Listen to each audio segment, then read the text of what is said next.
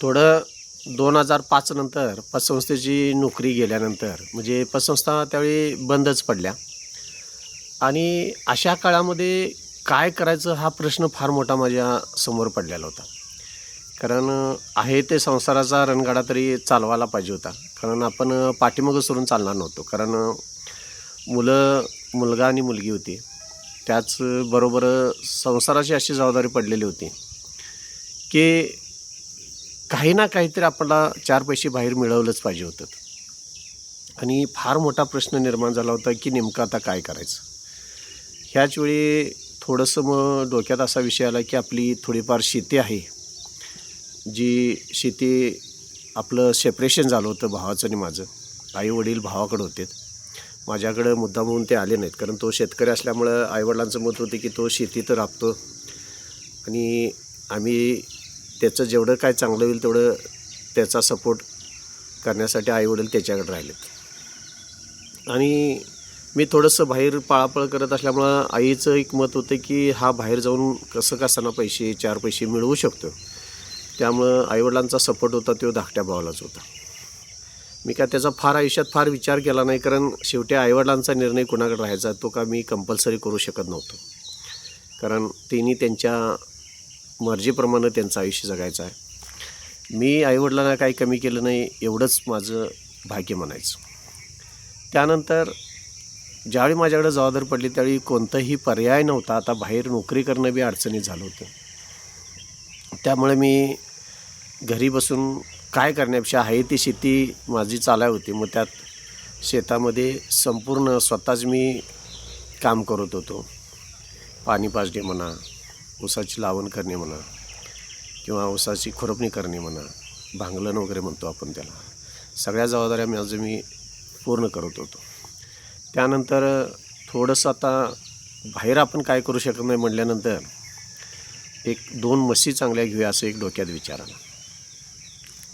त्यानंतर 2 इथले एजंट घेतले आहेत आणि त्यांच्या माध्यमातून खोपेरे इथं बाजार आहे आपला करवीर तालुक्यामध्ये, तिथून 2 एक चांगल्या साधारण त्यावेळची किंमत साधारण 2003-04ची किंमत 30-30 हजार रुपयाला म्हशी म्हणजे 27,500 27,500 असे 2 म्हशी मी विकत आणल्या त्यावेळी.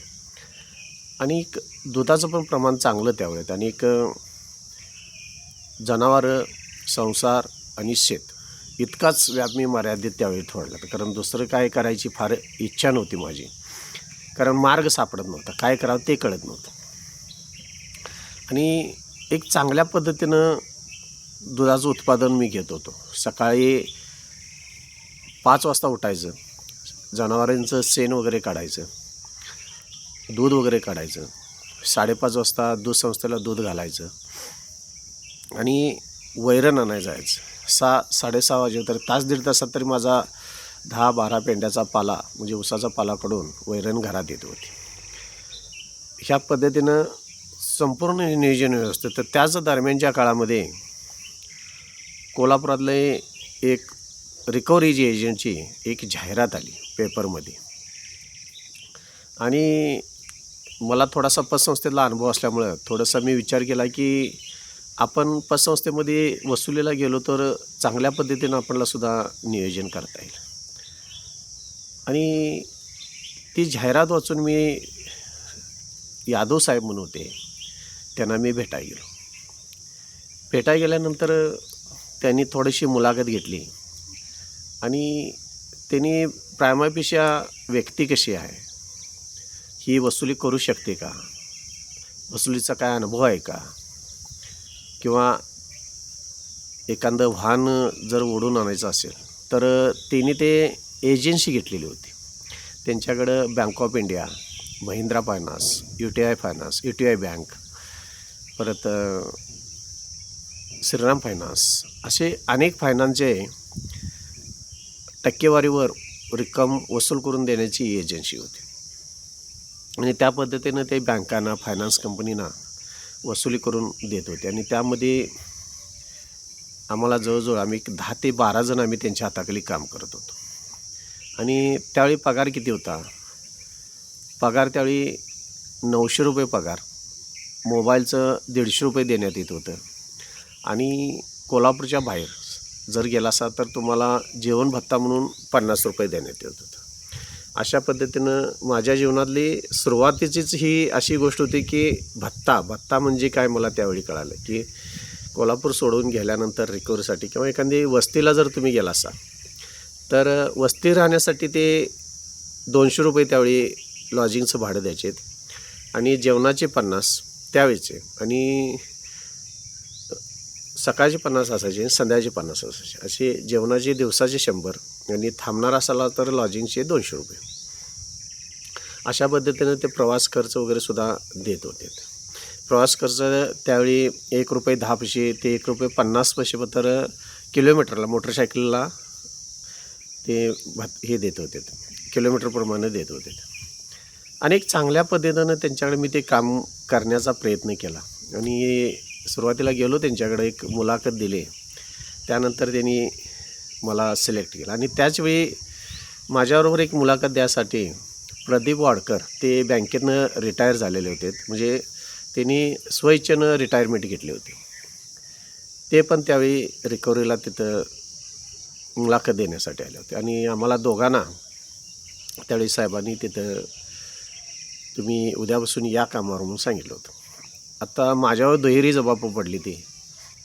एक म्हणजे घरची जनावरं वगैरे मी विकत घेतलेली होती, शेतीची जबाबदारी होती आणि त्याच पद्धतीने ही नोकरी मी स्वीकारली होती. आणि नोकरीची टायमिंग अशी होती, सकाळी 9 वाजल्यापासून संध्याकाळी त्याला टायमिंग होती. पण शक्यतो 5-6 अशी टायमिंग सांगण्यात येत होती, पण त्याला टायमिंग नव्हती. कारण एखाद्या बाहेर जर वसुलीला आपण गेलो तर संध्याकाळी 8, 9, 10 पण वाजायचे. पण ती नोकरीचं काम चांगलं होतं, बर्डन कुठलं नव्हतं. जे काही लिस्ट दिली त्या पद्धतीनं रिकव्हरी करायची होती आणि आम्ही दोघं कामावर रुजू झाल्यानंतर एक चांगल्या पद्धतीनं काम करण्याचं तिथं आम्हाला स्किल मिळालं. सकाळी उठून वैरण वगैरे आणायची, धारा वगैरे काढून दूध संस्थेला घालायच्या आणि रिकव्हरीला जायचो. दिवसभर वसुली वगैरे करायची. सुरुवातीला आम्हाला बँकेचे आणि फायनान्सचे फक्त ज्याचे हप्ते तटलेत तेवढेच हप्ते गोळा करण्यासाठी आम्हाला पाठवत होते. नंतर जसा 1 महिना झाला तसं त्यांनी आम्हाला मग हार्ड बकेटला टाकलं. हार्ड बकेट म्हणजे जे 4 चाकी वाहनं, 2 चाकी वाहनं, 4 व्हीलर, ट्रॅक्टर, ट्रॉल्या हे ओढून आणण्यासाठी आम्हाला त्या युनिटमध्ये मला घालण्यात आलं आणि एक चांगल्या पद्धतीनं त्यावेळी आम्ही ते काम करत होतो. जीवनातला फार मोठा अनुभव होता. एक घटना अशी घडली की कडेगावमध्ये आम्ही ज्यावेळी ट्रॅक्टर वसूल करू ओढून आणण्यासाठी गेलो, हप्ते पूर्ण तटले होते आणि बँकेनं UTI बँकेचा तो ट्रॅक्टर होता. अनेक वेळा प्रयत्न करूनसुद्धा तो शेतकरी ट्रॅक्टर देत नव्हता आणि ज्यावेळी गेले की त्यावेळी शेतकरी संघटना आडवी पडायची आणि ट्रॅक्टर नेऊ द्यायची नाही. अशा पद्धतीनं ते आम्हाला एक चॅलेंज होते की तो ट्रॅक्टर ओढून आणायचा.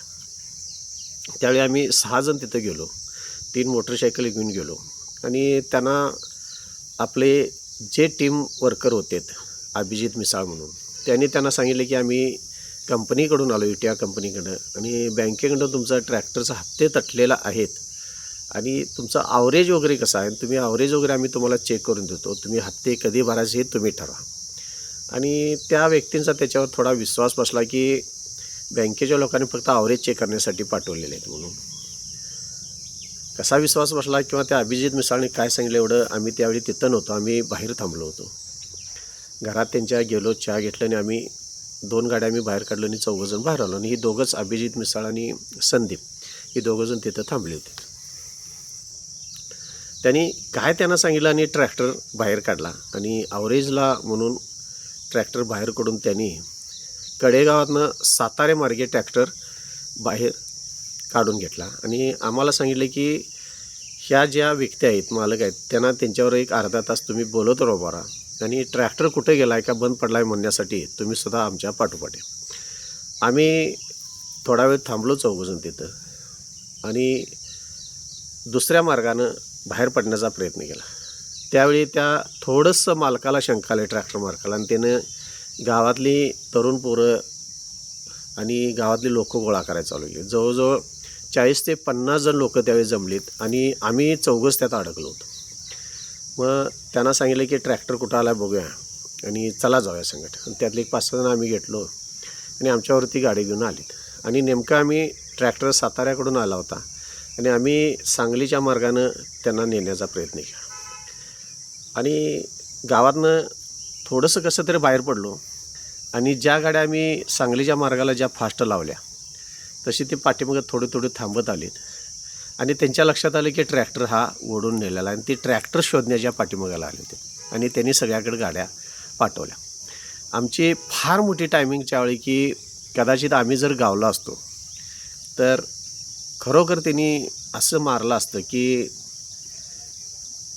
ते विचारसुद्धा आलं की अजूनसुद्धा ती घटना त्यावेळची 2004-5ची घटना ही अजूनसुद्धा अंगावर शहारे मारतात. अशा पद्धतीनं फार मोठी रिस्क घेऊनसुद्धा आम्ही नोकरी केलेली आहे.